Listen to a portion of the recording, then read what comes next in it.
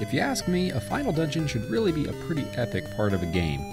Especially after I've been playing a game for like 30, 40, 50 hours, it really seems like the final dungeon alone should take 2 or 3 of those hours. I mean, there's nothing worse than spending all that time playing through a nice, long, captivating game with lots of cool locales and action and dungeons and castles and battles and slimes and dragon gods and bandit leaders and special one-of-a-kind ultimate weapons for each character and character backstory quests so you can learn about each party member's troubled past, and you finally get to the final dungeon and you're there for like 10 minutes. I'm looking at you, Final Fantasy 12! Yes, sir. A final dungeon should be long and brutal, with tons of tough enemies and multiple bosses. You should be able to die during any random battle because of the crazy difficulty. It should cause you to finally reach into that pile of mega elixirs that you've been saving up for the whole game for a rainy day, only to find that the rainy day is today. And it should have some pretty cool music too. Music that's like, hey, I'm the last part of this game and the final boss is at the end of me. So without further ado, here are my selection of final dungeons that fit all these qualifications.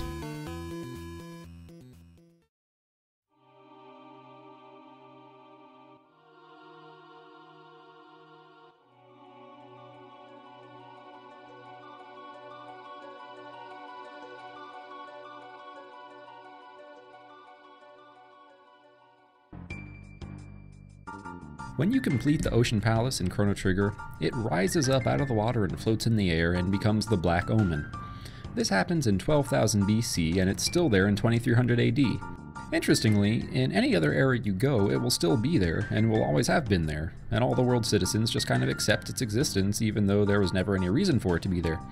Kind of like if there was a giant floating sky fortress in your neighborhood, and the entire planet knew about it and thought it was totally cool that it was there because it had just always been there for thousands of years. Basically like religion, except giant floating sky fortress called the Black Omen. I'm sure you see the correlation. Anyway, so everything I said about a final dungeon being super tough goes out the window with Chrono Trigger since it's not a very tough game, but for Chrono Trigger standards, the Black Omen isn't messing around. It's a very long area taking about 45 minutes to get through on a normal run. It's got a ridiculous amount of enemies and 7 bosses, not even including the final battle against Lapis. And what's even cooler is that if you want, you can run through this place 3 times in a single save file by clearing it first in 1000 AD, and then in 600 AD, and finally in 12,000 AD.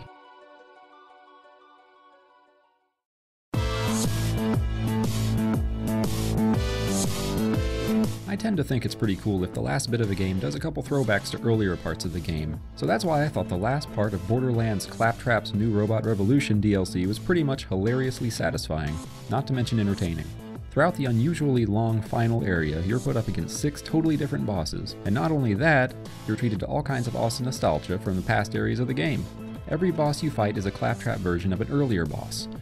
Now, you might be saying, doesn't that just mean they lack imagination? Well, surprisingly, no. They deliver the bosses with such character and pizzazz that I think it makes the area that much more fun.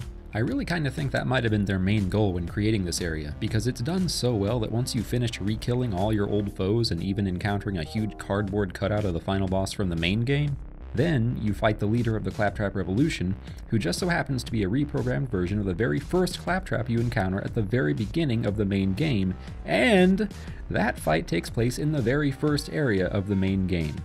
What makes this work so well is that they don't make a big deal out of any of this, it's just all very subtly implemented, and it works.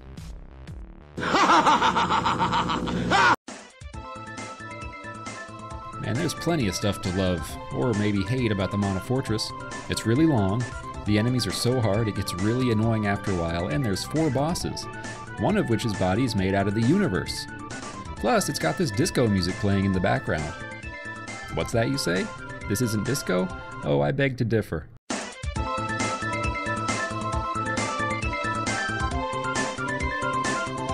It even works pretty good as the theme song to a cheesy action TV show from the 70s. Check it out.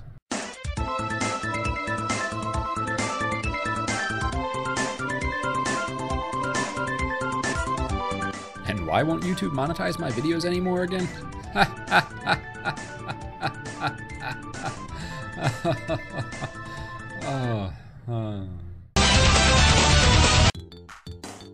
I really wanted to have more selections in this, but I really can't think of any more Final Dungeons that are quite as cool as these.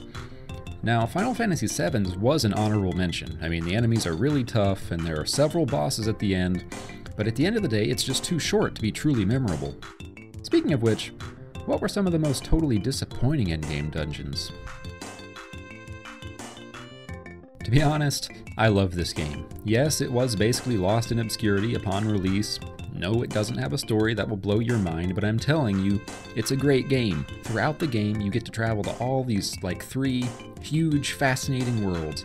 One based in prehistoric times, one based in ancient Greek times, and one based in a time period with castles and knights and creepy puppet shows. Each world has tons of cool sights to see, interesting, well-designed areas to explore, and tons of optional stuff to discover.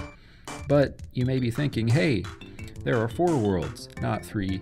Yes, you're right, dear sir, but I also said there are 3 huge, fascinating worlds, and then there's the 4th, a very short, uninteresting space station. I mean, I guess it's still kinda cool in its own way, but compared to the gigantic areas of the world leading up to this falls short a bit. Aside from the secret boss, there's really not too much to say about this place, and the worst part is, it doubles as the final dungeon. Well, here's another obscure one, but I don't really share the same sentimental feelings for this one, although I did play it as a kid. The final dungeon of Lufia 2, Rise of the Sinistrals, is pretty pathetic.